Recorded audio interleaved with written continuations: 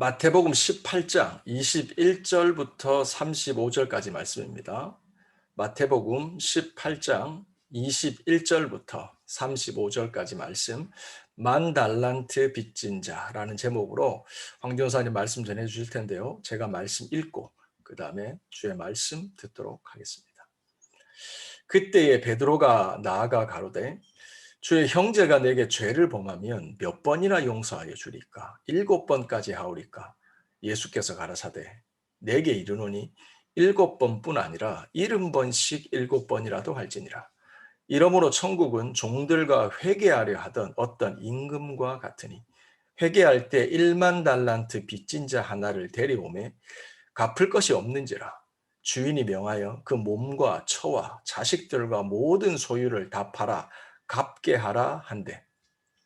그 종이 엎드려 절하며 가로되 내게 참으소서 다 갚으리이다 하거늘 그 종의 주인이 불쌍히 여겨 놓아 보내며 그 빚을 탕감하여 주었더니 그 종이 나가서 제게 100데나리온 빚진 동관 하나를 만나 붙들고 목을 잡고 가로되 빚을 갚으라 하매 그 동관이 엎드려 간구하여 가로되 나를 참아주소서 갚으리이다 하되 허락하지 아니하고 이에 가서 저가 빚을 갚도록 옥에 가두거늘 그 동료들이 그것을 보고 심히 민망하여 주인에게 가서 그 일을 다 고하니 이에 주인이 저를 불러다가 말하되 악한 종아 내가 빌기를 내가 너의 빚을 전부 탕감하여 주었거늘 내가 너를 불쌍히 여김과 같이 너도 내 동관을 불쌍히 여김이 마땅치 아니하냐 하고 주인이 노하여 그 빚을 다 갚도록 저를 옥졸에게 붙이니라. 너희가 각각 중심으로 형제를 용서하지 아니하면 내 천부께서도 너희에게 이와 같이 하시리라. 아멘. 이 시간 우리 황 전사님께 마이크 넘겨드립니다. 주의 말씀 듣도록 하겠습니다.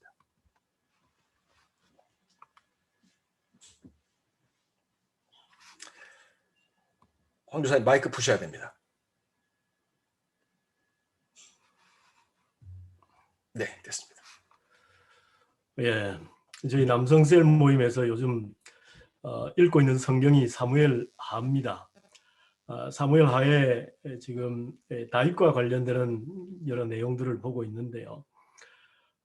사무엘하 11장에 보면 다윗이 이제 그 바세바와 동침하는 그 죄를 범하는 것이 나오고요. 12장에는 나단 선지자의 책망을 듣고 다윗이 회개하는 것이 12장에 나옵니다.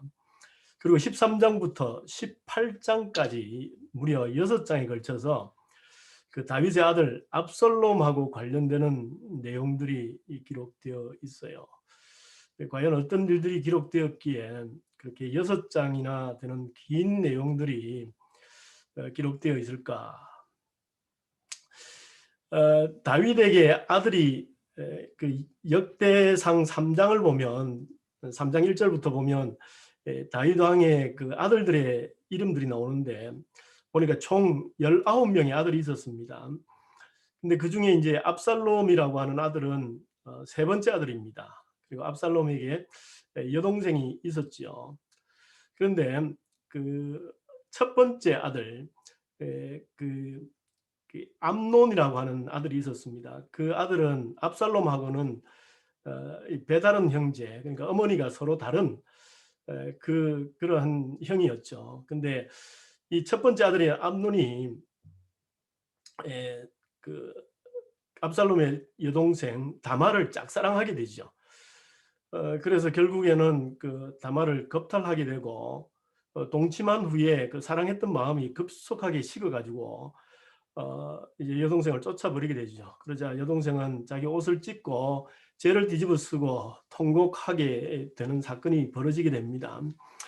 그러자 거기에 오빠였던 그 압살롬은 거기에 앙심을 품습니다. 참 압살롬은 참 무서운 사람인데 2년 동안 아무 그 내색을 하지 않습니다. 2년 동안 벼르고 벼르다가 이제 사람들이 거의 그 사건을 잊어갈 즈음에 그 형을 술을 먹인 채 그 상황 속에서 살해를 하게 됩니다. 그러고 난 다음에 그 압살롬은 그솔이라고 하는 나라, 거기는 자기 어머니의 고향이었고 이방 나라였죠. 엄마가 그 나라의 그 공주였는데 다윗하고 이렇게 정략 결혼을 했던 사람이죠. 그래서 자기 외가가 있는 그 그솔이라고 하는 나라로 이제 피신을 가게 되는데, 피신 가 있는 3년 동안 다윗은 그를 찾지 않습니다. 그러다가 결국에는 이제 그 다윗의 장수였던 요압의 그 권고로 인해서 다윗은 그 압살롬을 예루살렘으로 불러들이죠. 불러들여서 나는 이제 아들을 얼굴을 보지 않겠다. 그러면서 이제 서로 얼굴을 보지 못하게 합니다. 그러면서 세월이 2년 동안 지나가지요.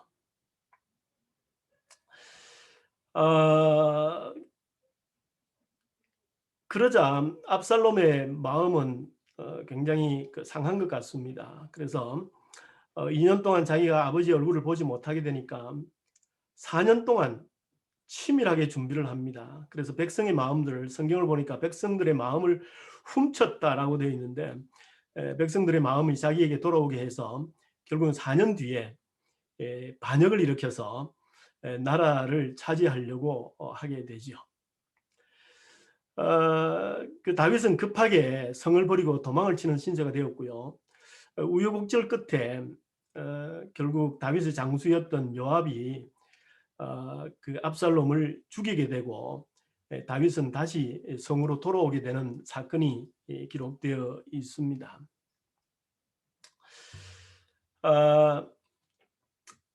그런데 우리가 질문 하나 해볼 수 있는 것이, 우리 성경을 사무엘하를 보니까 사무엘하 13장 39절을 보니까 압살롬이 3년 동안 그 외가에 피난 가 있는 동안에, 피해 있는 동안에 다윗 왕의 마음이 압살롬을 향하여 간절했다라고 되어 있습니다. 그 마음이 압살롬을 굉장히 보고 싶어 했다는 것이죠. 그런데 결국에는 압살롬을 3년 만에 예루살렘으로 불러들여서 왜 얼굴을 보지 않겠다라고 했을까? 왜 그랬을까요? 압살롬을 향한 마음이 굉장히 간절했음에도 불구하고 왜 얼굴을 보지 않겠다고 했을까? 용서할 마음이 없었기 때문일까요? 그렇지 않으면 이미 마음으로는 용서했음에도 불구하고 단지 그것을 말로 표현을 하지 못했을까요? 왜 그랬을까? 또 만약 그때 압살롬을 불러서 그래, 내가 너희 그런 잘못이 있지만 내가 용서한다라고 했으면 과연 그 뒤에 압살롬의 삶과 그리고 다윗이 속했던 그 나라의 운명은 어떻게 되었을까라고 하는 생각도 듭니다. 용서, 참 하기도 힘든 것이 바로 용서지요. 오늘의 본문은 그 용서에 관한 말씀입니다. 베드로의 질문으로부터 시작하지요.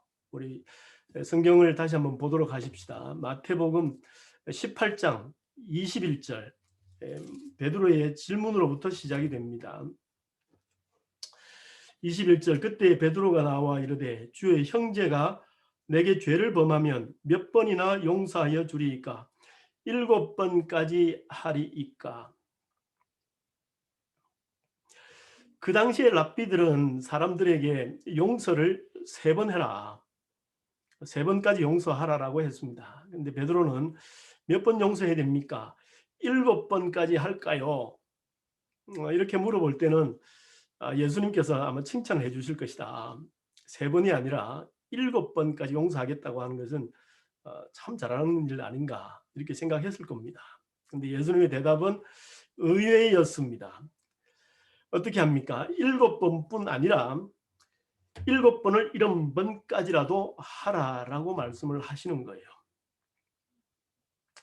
이것은 그냥 문자적으로 한 번, 두 번 해서 490번까지 하라, 용서하라는 말씀이 아니고 끝도 없이 무한정으로 용서하라는 말씀이시지요. 근데 그뿐만 아니고요. 용서를 하지 못하면 어떻게 되는가? 18장 35절을 보면 한번 보시기 바랍니다. 18장 35절입니다. 너희가 각각 마음으로부터 형제를 용서하지 아니하면 나의 하늘 아버지께서도 너희에게 이와 같이 하시리라. 무슨 말씀입니까? 하나님께서도 너희를 용서하지 않겠다는 말씀을 하시는 거예요. 우리가 우리 형제를 용서하지 않으면 하나님의 용서도 없다는 겁니다. 그래요. 하나님께서 우리 보고 형제를 용서하라 그러니까 용서할 수 있어요. 한 번, 또 두 번 용서할 수 있어요. 그러나 한 번, 두 번 용서해도 나에게 죄를 범했던 그 사람, 나에게 잘못한 그 자는 변화되지 않아요. 그뿐만 아니고 그는 나에게도 감사하지도 않아요. 용서받았다는 데 대해서 감사하지도 않아요. 오히려 나를 더 악용을 하는 것 같아요. 내가 용서를 해주고 하니까 그걸 또 악용하는 것 같아요. 이용하는 것 같아요. 용서해도 그 사람은 변화되지 않고 또 그 사람으로부터 말미암아 벌어진 그 복잡한 어려운 상황도 해결되지 않아요. 사랑하는 마음으로 용서했는데 그 사람은 바뀌지 않고 똑같은 상황이 반복될 때 용서의 마음은 간 곳 없고 이제는 미움과 증오로 바뀌게 되는 것이 우리들의 마음 아닌가요? 근데 하나님은 뭐라고 하십니까? 한 번, 두 번이 아니라 끝까지 무한대로 용서하라고 하시는 겁니다. 비록 변화되지 않는 그런 상황 속에서라도 끝까지 용서하라라고 하시는 거예요. 이거 사실 좀 너무 하신 것 아닙니까? 왜 불가능한 일을 시키시는 겁니까? 용서를 해주면 그러면 하나님, 전능하신 하나님께서 그 용서의 결과를 보도록 해주시면 그래도 좀 나을 것 같은데 전혀 사람도 변화되지 않고 전혀 상황도 되돌릴 수 없는데 왜 자꾸 나에게만 용서하라고 하십니까? 그리고요, 내가 용서를 하지 않으면 나를 용서하시는 것도 거두고 옥에 가두겠다고 하시는 것은 뭡니까 도대체? 왜 할 수 없는 것을, 불가능한 일을 나에게 시키는 걸까요? 근데 가만히 생각해 보면요, 하나님께서 이미 저에게 그렇게 하셨어요. 하나님을 모르고 허물과 죄로 죽었던 우리를 하나님께서 우리 죄를 용서하시고 우리를 구원해 주셨어요. 절대로 변화되지 않는 나를, 절대로 하나님 앞에 감사하지 않는 나를, 전혀 하나님을 모르고 내 멋대로 살던 나를 하나님께서는 값없이 십자가의 보혈로 구원해 주셨어요. 어디 저와 여러분 뿐입니까? 구약에 나타난 이스라엘의 역사를 봐도 마찬가지입니다. 하나님께서 사람들을 창조하셨고 이 땅을 주며 생육하고 번성하라 하셨는데 그 사람들의 모습은 어땠습니까? 하나님을 대적하고요. 하나님을 떠나 살고요. 하나님께서 그 박해 속에 있던 애굽 땅에서 구원해 내셔서 가나안 땅으로 옮기셨음에도 불구하고 그들은 하나님을 떠나 살고 하나님이 그토록 싫어하는 이방신들을 섬기는 자들이었습니다. 돌아와라, 돌아오라. 하나님께서 계속해서 말씀하심에도 불구하고 하나님께서 하나님의 모습을 계속해서 보여주시면서 내가 너의 하나님이다, 내가 너와 함께 한다라고 계속해서 말씀해 주심에도 불구하고 그들의 삶은 하나님을 알되 하나님을 영화롭게도 아니하며 감사하지도 않는 자들이었습니다. 결국 하나님은 그의 독생자 예수를 이 땅에 보내시고 우리 죄를 위해서 십자가의 보혈을 흘리심으로 우리를 죄에서 구원하신 것입니다.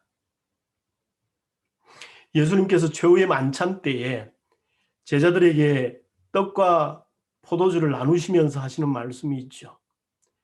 이것은 죄 사함을 얻게 하려고 많은 사람을 위하여 흘리는 나의 피, 곧 언약의 피다라고 말씀하십니다. 예수님께서 십자가에 달려서 흘리시는 그 보혈은 많은 사람의 죄를 위하여 그 죄를로부터 구원하기 위하여 흘리시는 예수님의 피입니다. 십자가에서 예수님께서 기도하시지요. 아버지여, 저들의 죄를 사하여 주옵소서. 자기들이 하는 것을 알지 못합니다. 예수님께서 십자가에 달려 돌아가신 것은 하나님을 알지도 못하고 하나님 앞에 감사하지도 못하는 사람들을 위해서, 그들의 죄를 위해서 예수님께서 십자가를 지시고 보혈을 흘리시고 우리를 생명으로 구원해 주신 겁니다. 이것을 예수님께서 제자들에게 말씀하고 계십니다. 계속해서 보십시다. 마태복음 18장 23절. 예수님께서 70번을 7번이라도 용서하라 그러시면서 한 가지 비유를 들어 말씀하십니다. 23절을 보니까 그러므로 천국은 그 종들과 결산하라 하던 어떤 임금과 같으니 결산할 때에 10,000달란트 빚진 자 하나를 데려오매 갚을 것이 없는지라. 10,000달란트 빚을 졌답니다. 이 10,000달란트라고 하는 것은 한 사람의 봉급, 그것을 가지고 환산을 하면 16만 년 어치에 해당되는 빚입니다. 16만 어치의 빚을 진 거지요. 그것을 빚진 종이 있었습니다. 근데 그 종이 25절을 보니까 갚을 것이 없는지라. 그렇지, 어떻게 갚습니까? 어떻게 내가 16만 년 어치의 봉급에 해당되는 그 빚을 갚을 수가 있을까요? 도저히 불가능합니다. 그러자 이 사람은 이야기합니다.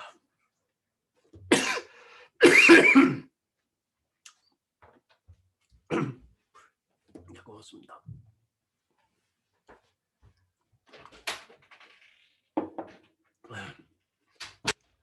내게 참으소서, 내게 참으소서, 내가 다 갚겠습니다.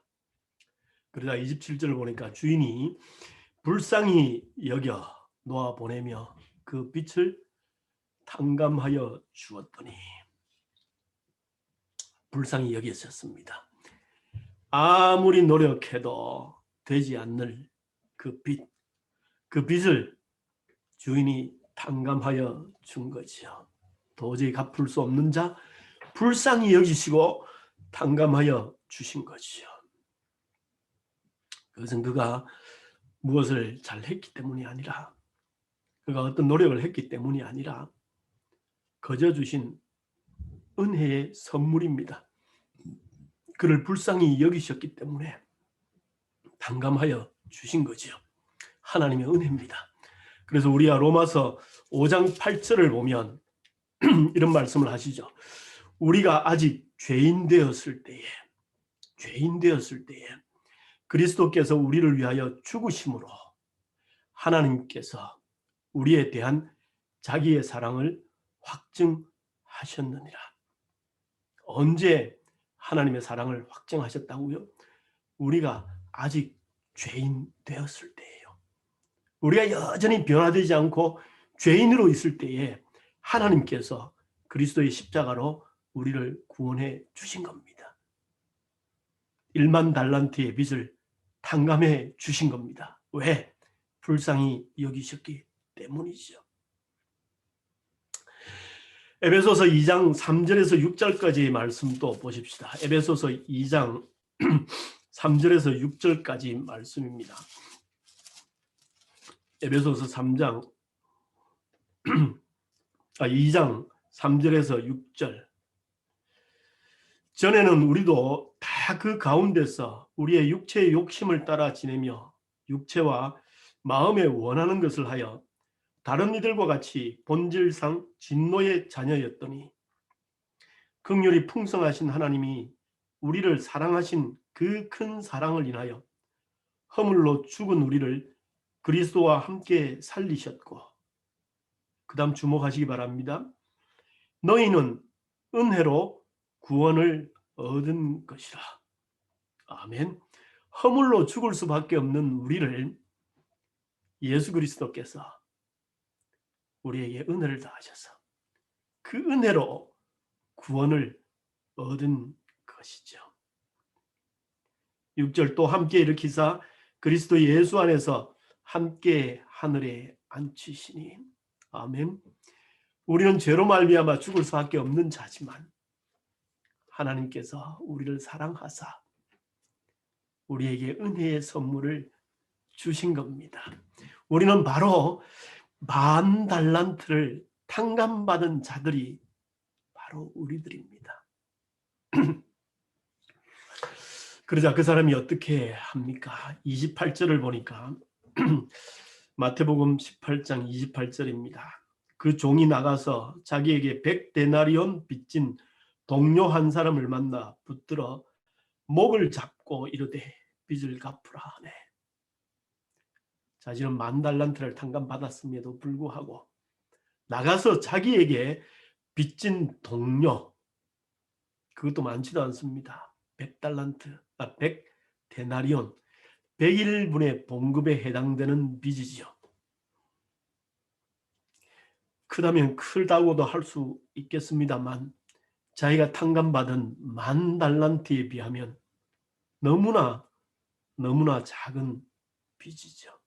근데 이 사람에 대해서 어떻게 합니까? 목을 잡습니다. 목을 잡아요. 목을 잡는다는 것은 죽이겠다는 이야기입니다.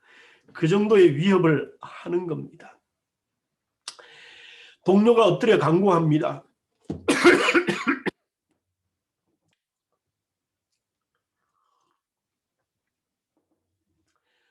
1만 달란트의 빚을 졌던 사람이 주인에게 가서 했던 것하고 통일한 말을 합니다.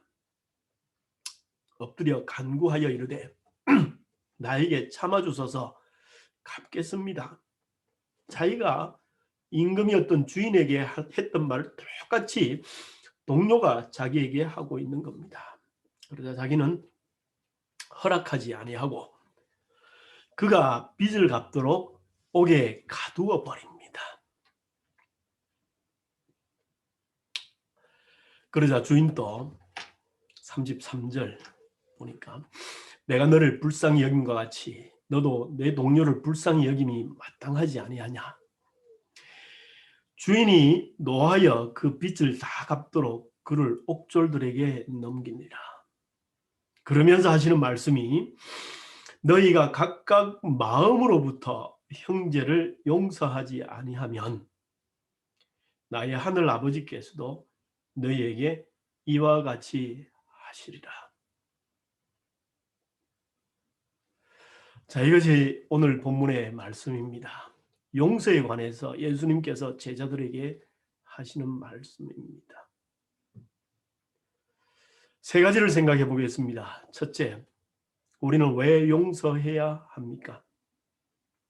그것은 우리는 용서받은 자들이기 때문입니다.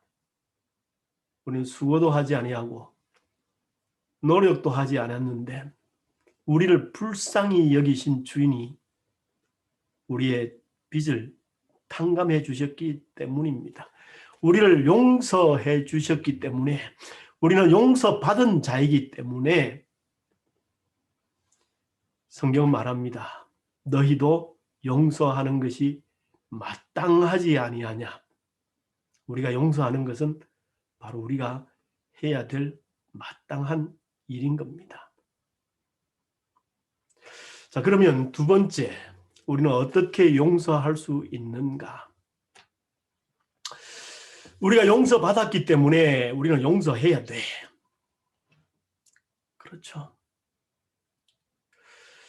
근데 이것을 도덕적인 가르침으로 생각하고 우리가 받았으니까 줘야 된다. 우리가 용서받은 자이기 때문에 우리도 용서해야 된다. 라고 하는 가르침으로 생각하고 그 가르침을 따라가려 그러면 안 돼요. 용서가 안 되는 걸 어떻게 해요?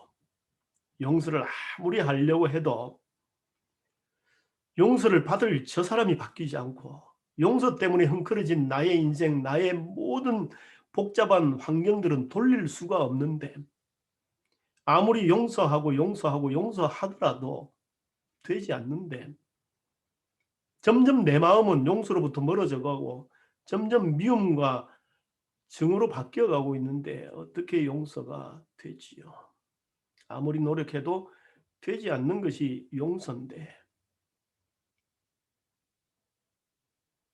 내가 다른 사람들의 마음을 바꿀 수 없는 것처럼 제 자신의 마음도 컨트롤할 수가 없고 제 자신의 마음이 용서로부터는 멀어지고 점점 미움으로 바뀌어가고 있는데 어떻게 용서를 계속할 수 있다는 거예요? 그 대답은 33절에 있습니다. 내가 너를 불쌍히 여김같이 너도 내 동료를 불쌍히 여겨라. 내가 너를 사랑한 것 같이 너도 내 동료를 사랑하라라고 하는 곳에 답이 있습니다. 용서는 사랑에서 비롯됩니다. 그 사랑도 우리의 사랑이 아니라 우리를 값없이 사랑하신 하나님의 사랑으로 가능합니다. 설교를 준비하다가 어떤 사모님이 적으신 글을 하나 발견했습니다. 이 글이 저희들의 마음하고 상통하는 것 같아서 제가 한번 읽겠습니다. 제목은 하나님의 사랑으로 사랑합니다. 민혜숙 사모님의 글입니다. 내가 나의 사랑으로 나를 사랑할 때 참으로 많은 노력을 했습니다. 더 나은 내가 되기 위하여. 내가 나의 사랑으로 남편을 사랑했을 때 참 많이 울어야 했습니다. 남편을 나의 사람으로 만들기 위해서. 내가 나의 사랑으로 아이들을 사랑했을 때 참 많이 화를 내야 했습니다. 아이들을 잘 키워야 한다는 욕심 때문에.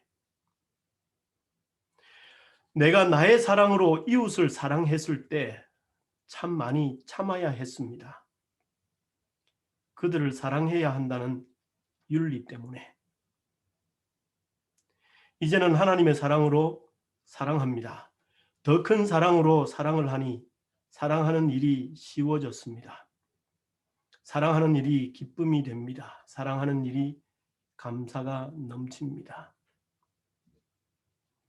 이 사모님이 고백한 것처럼 우리의 힘으로 우리의 노력으로 사랑하려 그러면 한계가 있습니다. 우리의 노력으로 용서하려 하면 용서가 되지 않는 것이 우리의 모습입니다. 그러나 우리를 사랑하신 그 하나님의 사랑을 우리가 체험하고 그 하나님의 사랑으로 우리 형제들을 바라볼 때 우리는 용서할 수 있고 우리는 사랑할 수 있게 되는 겁니다. 마지막으로 세 번째입니다. 그런데요, 사랑하고 용서하는 것도 시간이 있다는 겁니다. 용서에도 사랑에도 때가 있다는 것입니다. 다윗을 다시 한번 생각해 보십시다. 다윗은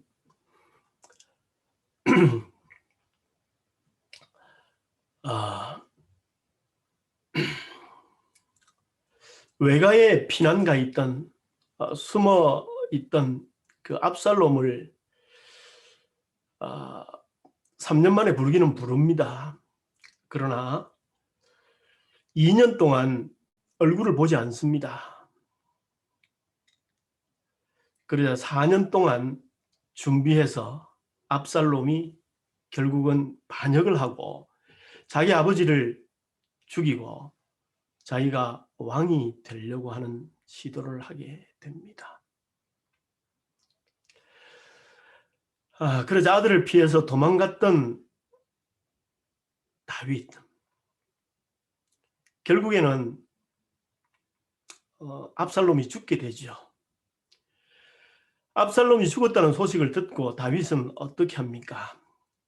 사무엘하 18장을 보니까요, 왕의 마음이 심히 아파서 문 위층으로 올라갑니다. 올라가서 거기서 통곡합니다. 뭐라고 통곡합니까? 내 아들 압살롬, 내 아들 압살롬아, 차라리 내가 너를 대신하여 죽었다면 압살롬 내 아들아, 내 아들아, 이렇게 우는 겁니다. 통곡하고 있습니다. 그뿐만 아니고요, 19장에 가면 이제 피난 갔던 백성들이 예루살렘으로 들어옵니다. 들어갈 때 왕이 얼굴을 가리고 큰 소리로 부릅니다. 내 아들 압살롬아, 내 아들 압살롬아, 내 아들아, 내 아들아 부릅니다. 통곡하며 울면서 예루살렘으로 들어가는 거지요. 통곡하는 다윗의 마음은 어떤 마음이었을까요? 왜 다윗은 통곡했을까요? 자신을 내쫓고 왕이 되려고 반역을 꾀했던 자 아닙니까? 그뿐만 아니고요, 압살롬이 예루살렘 성을 차지했을 때에 다윗 왕의 후궁들, 압살롬에게는 자기 어머니 뻘 되는 사람들이죠. 그 사람들을 성 위에서 겁탈하는 그러한 장면을 백성들이 보는 앞에서 연출하면서 자기 아버지를 수치스럽게 만들었던 자가 바로 압살롬입니다. 근데 그 압살롬이 죽었다는 소식을 듣고 통곡하고 예루살렘 성으로 들어가면서도 그 압살롬의 이름을 부르면서 내 아들아, 내 아들아 통곡하는 그 다윗. 그 다윗의 마음은 어떤 마음이었을까요? 아마 굉장히 많은 생각들이 들었을 겁니다. 근데 그 중에서도 왜 내가 4년 전에 2년 동안 한 예루살렘, 그 예루살렘이 얼마나 작습니까? 거기에 2년 동안 압살롬하고 같이 살면서 왜 그를 불러서 그래, 내 너 마음 이해한다, 내 용서하마, 왜 그 한마디 못하고 왜 그 아들을 품어주지 못했을까?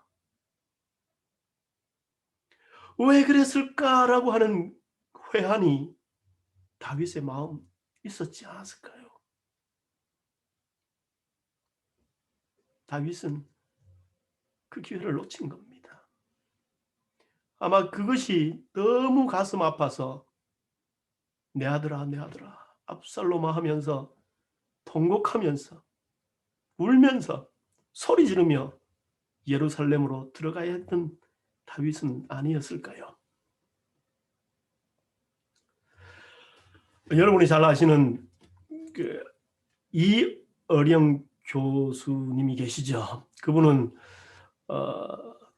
정말 한동안 그 반기독교를 대표하는 지성인으로 꼽혔던 사람이죠. 그는 기독교를 서구 문명과 함께 몰락화해 가는 하나의 문화라고 간주했던 사람입니다. 근데 그 사람이 2007년 73세 되었을 때에 기독교로 개종하고 세례를 받습니다. 그렇게 받은 이유는 그 딸 이민아 목사, 나중에 목사가 되었죠. 목사가 딸인데 그 딸의 아들이 그 일찍 죽고 또 딸도 갑상선 암에 걸려서 3번에 걸쳐서 수술을 받고 결국에는 이제 먼저 운명을 달리하는 그러한 일을 겪으면서 이어령 교수가 기독교를 받아들이고 세례를 받습니다. 이민아 교수도 자신의 회고에서 이야기하듯이 어릴 적 아버지로부터 받았던 그 소외, 인정받지 못함, 뭐 이런 것을 굉장히 그 큰 상처로 이야기를 했고요. 이어령 교수도 그것이 굉장히 마음에 아팠습니다.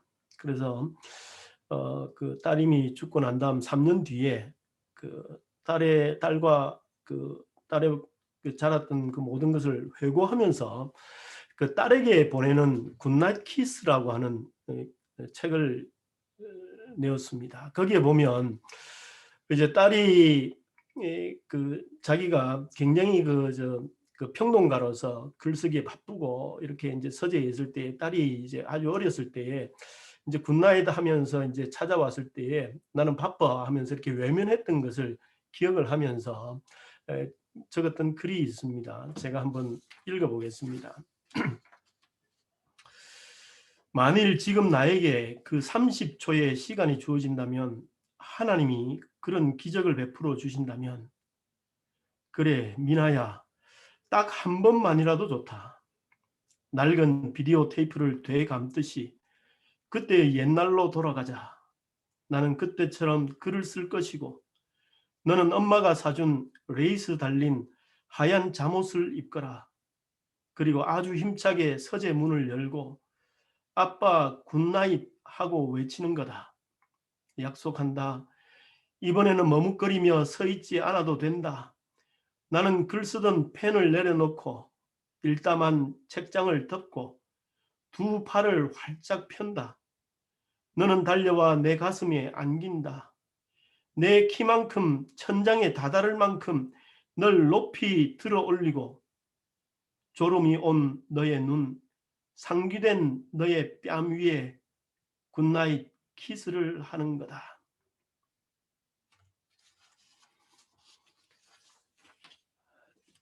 바쁘다는 핑계로 딸에게 마지막 회상하면서 드는 생각이 바쁘다는 핑계로 해주지 못했던 그 30초의 시간, 그 시간을 되돌릴 수만 있다면 하고 이어령 교수는 회고하고 있는 겁니다. 우리가 사랑을 하고 사랑을 표현하고 우리가 용서를 하고 용서를 표현할 때도 바로 지금입니다. 미루면 되지 않습니다. 지금이 바로 그때입니다.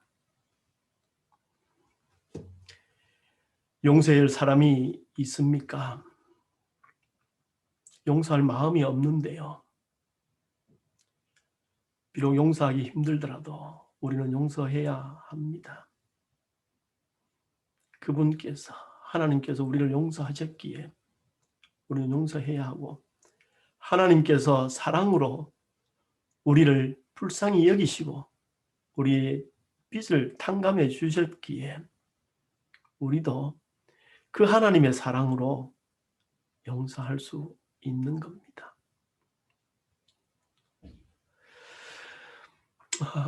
이 설교를 말씀을 준비하면서 전 참 혼자 많이 눈물을 흘렸습니다.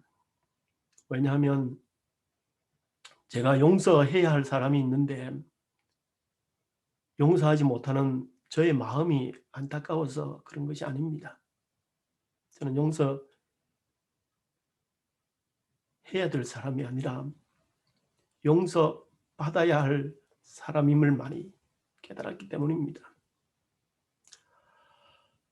바쁘다는 핑계로, 여러 가지 일을 한다는 핑계로 가족들을 아프게 하고 힘들게 했던 제 모든 모습들이 생각났습니다.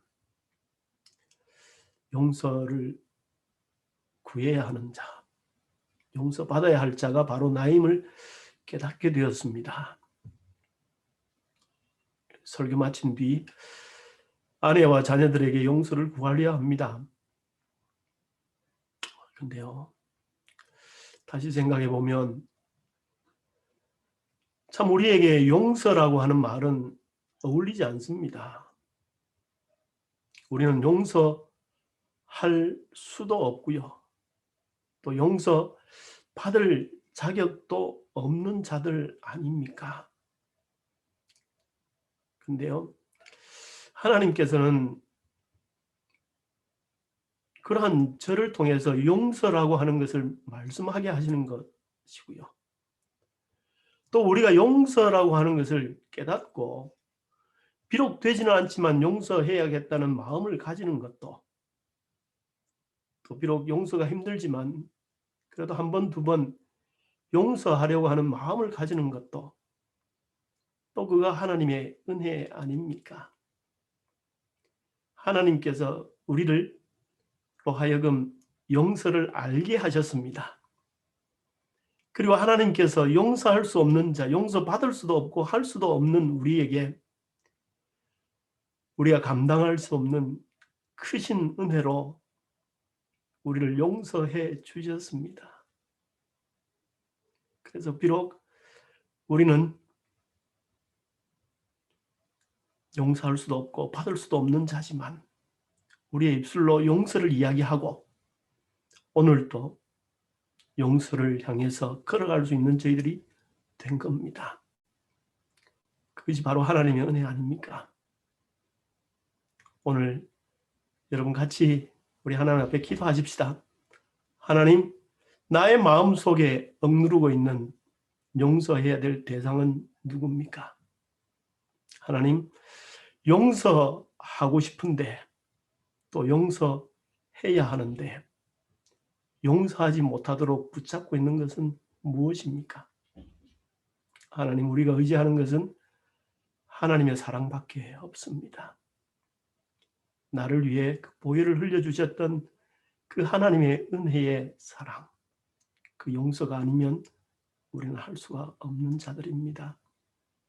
하나님, 그 사랑을 더욱더 깊이 깨닫게 하여 주십시오. 하나님, 그 사랑이 우리를 용서할 수 있도록 세워주십시오. 우리 하나님 앞에 함께 기도했으면 좋겠습니다. 하나님, 용서할 수 있도록 깨닫게 하시고 용서할 수 있는 마음 허락하여 주시고 용서할 수 있는 저희들이 될 수 있도록 세워주십시오. 우리 하나님 앞에 함께 기도하도록 하겠습니다. 함께 기도하겠습니다.